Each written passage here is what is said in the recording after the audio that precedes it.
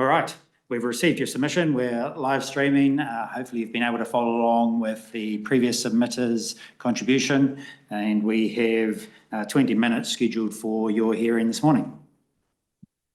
Kia ora te hamana e te komiti whaiti tēnā rā koutou katoa. E ki te atu ana hau ia koe te tamaiti e pēni me mihi a koe.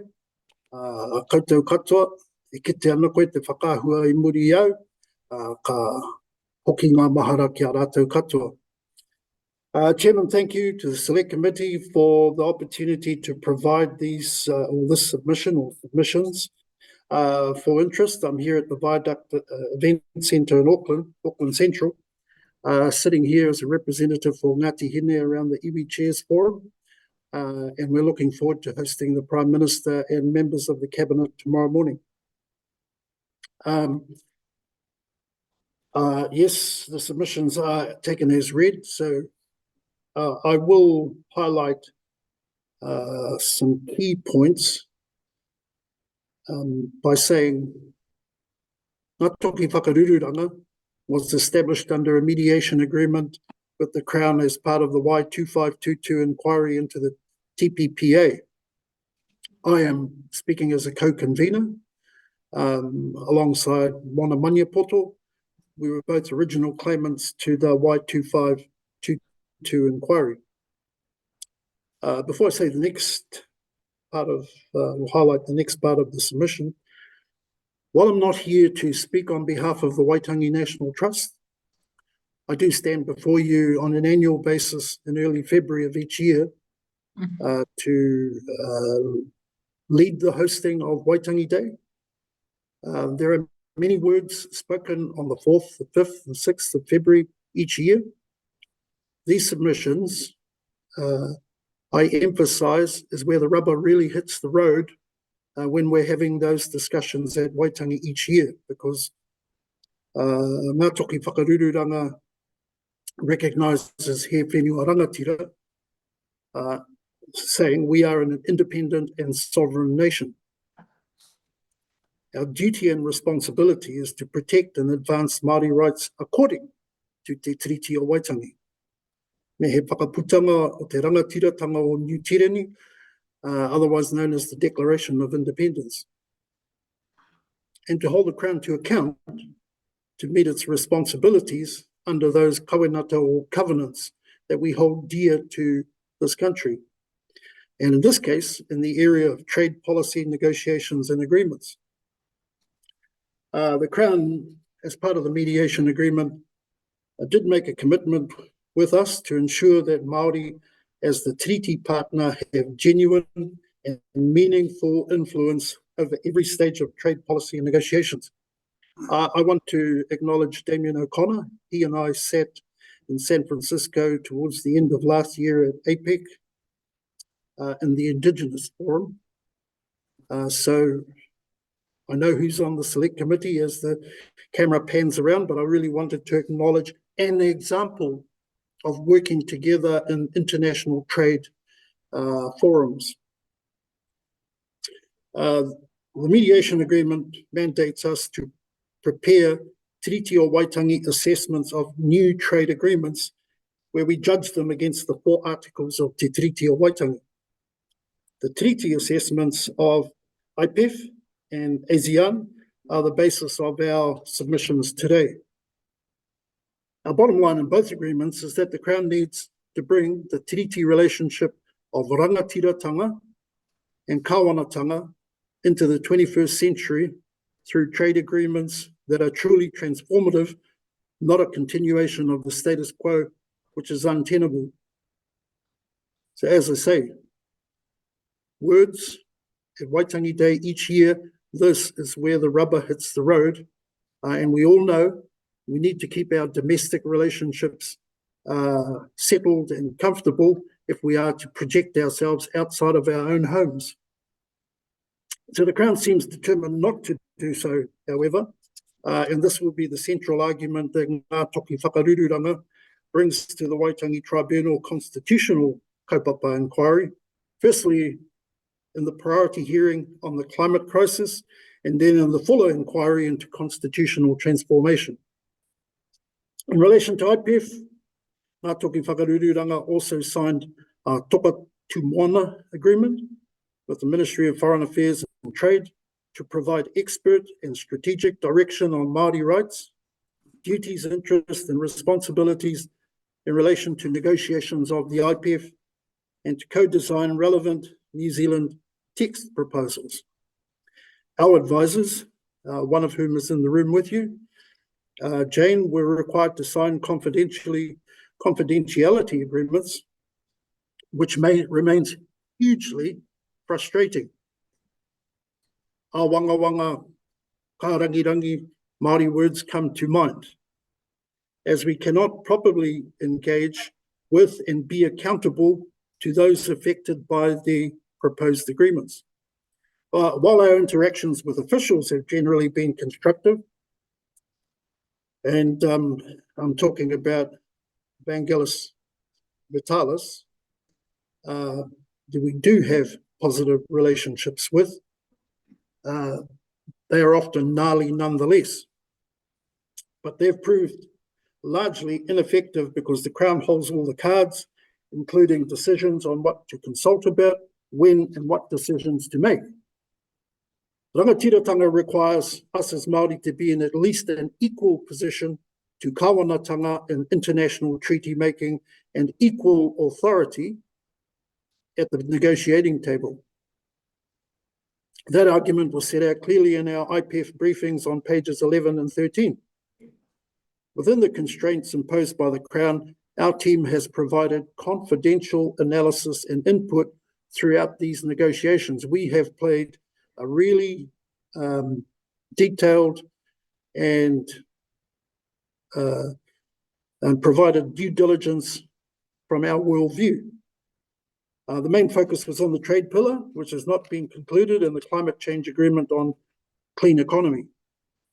At the start of negotiations, we submitted an 8-point memorandum seeking to inform the Cabinet's mandate on IPEF and what would be required for it to meet the Crown's treaty obligations.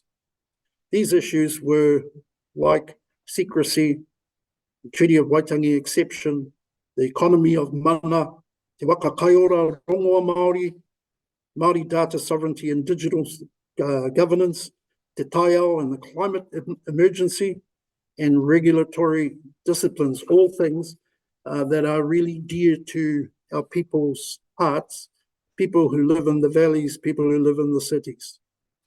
So these were largely ignored. In addition, we prepared 5 position papers on a treaty-based approach to IPEF, pure foods and genetic modification, te taiao and the climate crisis, digital sovereignty and the governance, and Indigenous peoples' rights and protections. I myself, along with Tracy Haupapa, having recently returned from Canada and Washington, DC, in discussions with our Indigenous brothers and sisters in those countries. You have the detail of our treaty assessment before you. You can see where we're coming from. In summary, we find no evidence of any meaningful influence on the outcomes of these agreements as expected from the Toka Tūmona agreement. In particular, the clean economy is not treaty compliant in the way it was negotiated, in its substance, in its constitutional arrangements, in the Crown's approach to protections for Māori duties, responsibilities, rights and interests under Te Tiriti o Waitangi and the United Nations Declaration on the Rights of Indigenous Peoples. So there are some real shortcomings. We all know what it's like to make agreements and then not honour them. So we remain deeply disappointed that the Clean Economy Agreement fails to empower Indigenous peoples to provide leadership in the face of the climate crisis. Instead, it promotes concepts and strategies such as ocean-based and nature-based solutions that involve exploitation of the environment of te taiao in ways that are incompatible with us as Māori, rangatiratanga, tikanga, and deprive those with mana i te whenua of their authority and responsibilities. the 75 or so other iwi chairs sitting around the table here in downtown Auckland. So, Tim, as chair, I'm just keeping my eye on the time. I'll carry on at this point until I see your eyebrows starting to be raised. Yeah, look, you're welcome to carry on. Otherwise, we can take some questions from the room. It's entirely up to you. Yeah, look, I think I'll finish to make sure I make my points and then see if there are any questions. As far as we're concerned, there are no effective protections in the agreement that would counteract what I've just said. The Crown has merely repeated the 2001 Treaty of Waitangi exception that it promised to revisit with us under the mediation agreement. The problems with that are set out in paragraphs 62 to 71, which you've read. The Crown has created an even more dangerous precedent by unilaterally deciding not to include any effective protections for Māori in the Clean Economy Agreement. A footnote explicitly says references to the Crown fulfilling its obligations to Māori does not operate as an exception to the agreement. That decision was made without prior notification. So we fundamentally disagree with the suggestion that the soft nature of the agreement means such protections are unnecessary. After proposing solutions that our inconsistent worldview and responsibilities, the agreement then suggests that Indigenous peoples might have a role in its implementation. Again, we as a party to the priority kaupapa claim on climate change before the Waitangi Tribunal will be raising those issues there. Coming to the ASEAN agreement, it revised the agreement on which Māori originally had zero input. This new negotiation has similar failings of process with no effective input or seat at the table, a point we will continue to make. Indigenous peoples live in the territories of many of the countries in this agreement and will also be affected by it. Yet they are ignored once again. Māori are mentioned in the actual text only in the outdated and inadequate 2001 exception clause that the Crown continues to include despite promises to revisit it. And we accept that the Crown made genuine efforts to secure more effective protections after input from us, but this assessment is clear that the agreement still fails to meet the Crown's Tiriti obligations. I'll bring it to a close, Mr. Chairman, but I need to say that the revised agreement still contains special protections for foreign investors that they can enforce directly against the government in offshore tribunals, seeking massive awards of damages. Successive governments since 2017 have recognised the huge legal and fiscal risks of investor-state disputes and have committed not to include it in new agreements, but it is still in here. This is especially worrying given the coalition government's pro-investor laws and policies that are hostile to Te Tiriti o Waitangi. This ISDS power could have serious consequences for future attempts to reverse them. The second major concern is the digital chapter that is new to this revised agreement. The Waitangi Tribunal found that e-commerce rules in the TPPA breached the Crown's treaty obligations because it could seriously impact on future recognition of Māori data sovereignty and digital governance. So this agreement contains many of the same rules as the TPPA. So finally, this brings us back to the need to have control over the international rules that govern our responsibilities, our duties, rights and interests under Te Tiriti o Waitangi and He Whakaputanga. We will continue to demand that in all our dealings with the Crown and in the current claims before the Waitangi Tribunal, e te hea mana, Mr. Chairman, members of the panel, that concludes my articulation of our submissions, and I'll leave it over to you should there be any questions. Excellent. Thank you very much for that perspective. First question from Dr. Lauren Shunan. Thanks, Mr. Chair. Thank you for that submission, Peter. I just want to get a question of clarification. So what you're saying is that there hasn't been any genuine engagement from MFAD on the IPEF, but then, you know, MFAD obviously also said that they're actively engaging with Toki, Whakarururanga. Are you saying that it is less of an active engagement and than what it has been presented? In answer to that question, in Māori society, we say "Arongo kia rongo," which means listen, hear. There is listening happening, but it doesn't appear to be any. Cool. Thank you. Very good. Any further questions? John, Damien O'Connor. Peter, look, thank you very much for your submission, and we've heard from Professor Kelsey as well on some of the issues that are raised here. Your observation and your input into, I guess, trade, different trade structures, do you see the value in this and its attempt to shore up some coordination around the areas of climate change, labour standards, better governance, that are in the chapters concluded thus far? And do you see that